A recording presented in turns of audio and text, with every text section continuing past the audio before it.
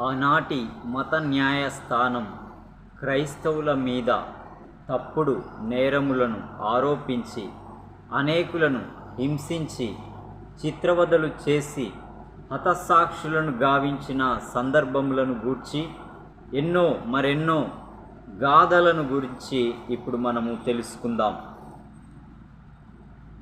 మతద్రోహులను శిక్షించుటకు ఏర్పాటు చేయబడిన న్యాయస్థానమును ఇన్క్విజిషన్ అందురు. ఆనాటి క్రైస్తవ సంఘంలోని దోషులను, మూఢభక్తిని వ్యతిరేకించిన వారిని శిక్షించుటకి న్యాయస్థానం ఏర్పడెను.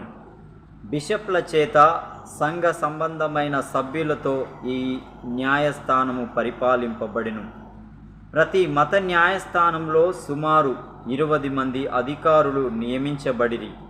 ప్రధాన విచారణకర్త, 3 ముఖ్య న్యాయాధికారులు, కోశాధికారి, పురజనులకు సంబంధించిన అధికారి, ఆర్థిక సంబంధమైన లెక్కలు చూచు అధికారి, వశపరుచుకొనిన ఆస్తి విషయములను చూచు అధికారి, ఆస్తి విలువను తనిఖీ చేయు అధికారులు, జైలు అధికారి, ఉరితీయువారు, కాల్చువారు, వైద్యులు, జరిగిన విషయములను గ్రంథస్థము చేయు లిఖికులు కలరు.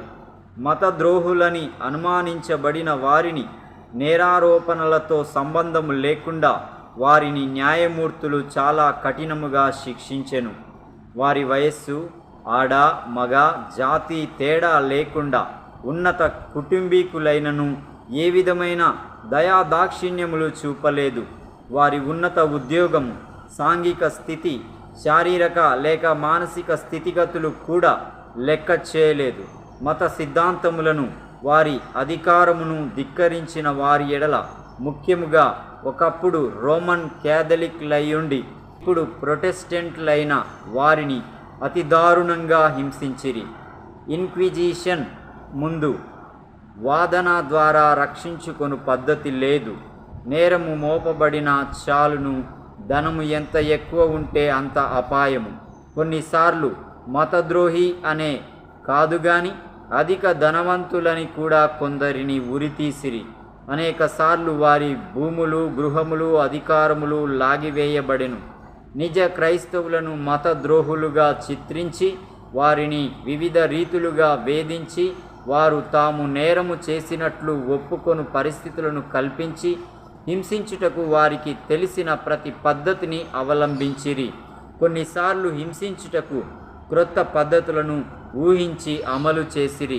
కొయ్య స్తంభమునకు కట్టి కాళ్ళు, చేతులు, ఎముకలు స్థానము తప్పు వరకు సాగదీయుట, నిప్పులతో కాల్చుట, కాలుచున్న లోహములపై పరుండబెట్టుట, బొటన వ్రేలను నరుకుట, కాళ్ళు చేతులను చితకగొట్టుట, పళ్ళు ఊడబెరుకుట, ముళ్ళ గంటెతో చర్మమును లాగుట, మాంసపు కండలలో ఇనుప కొక్కెలు గ్రుచ్చి మాంసము చిన్న చిన్న ముక్కలుగా వచ్చునట్లు లాగుట, శరీరంలో సూదులు గ్రుచ్చుట, కాళ్ళు చేతుల వ్రేళ్ల గోరుల క్రింద సూదులు గ్రుచ్చుట, కొరడాలతో కొట్టుట, దుడ్డుకర్రలతో కొట్టుట, అవయవములను మెలివేయుట, కీళ్లను విడదీయుట. ఈ రీతిగా నిజ క్రైస్తవులను మతి భ్రమించిన వారి వలె న్యాయ నిర్ణేతలు పేర్కొనలేనన్ని ఘోర పద్ధతుల ద్వారా చిత్రహింసలకు గురి చేసిరి.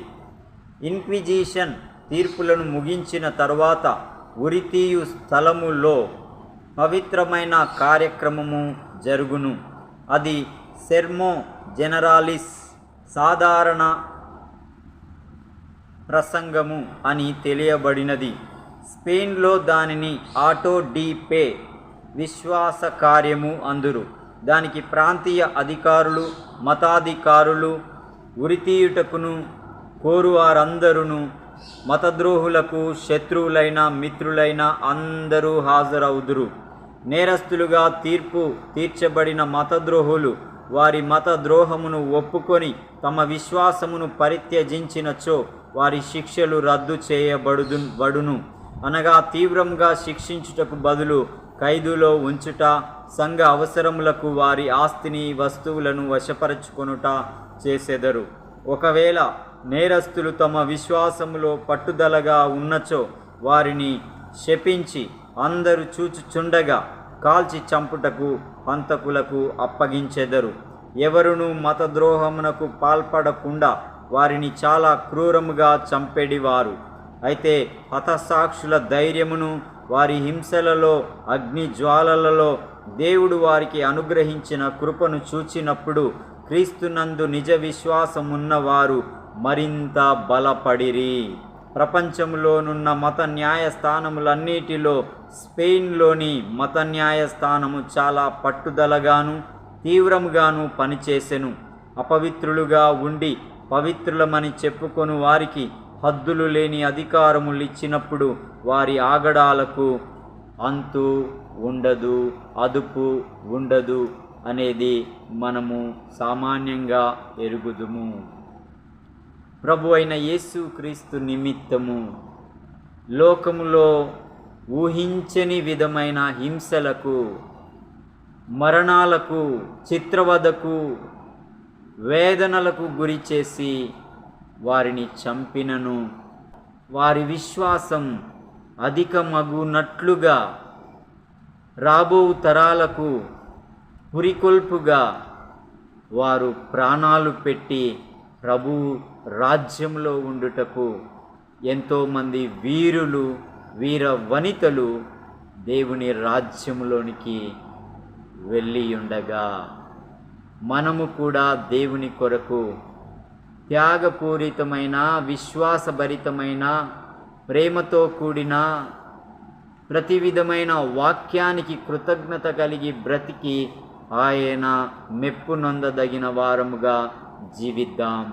దేవుడు తన మాటలు మన వినికిడిలో దీవించునుగాక. ఆమేన్.